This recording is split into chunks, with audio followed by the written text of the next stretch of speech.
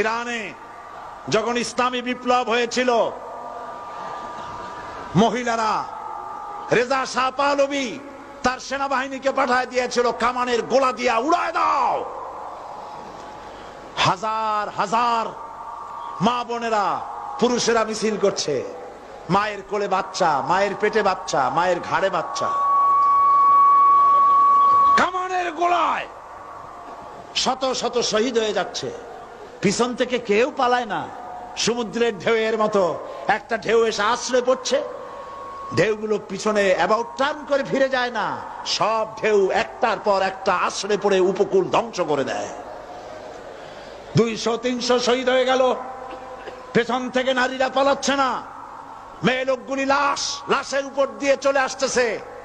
তাদের আঁচলে ছিল ফুল, অস্ত্র নাই, নিরস্ত্র ইরানি মুসলমান মা বোনেরা আঁচলে করে ফুল নিয়ে আসছে।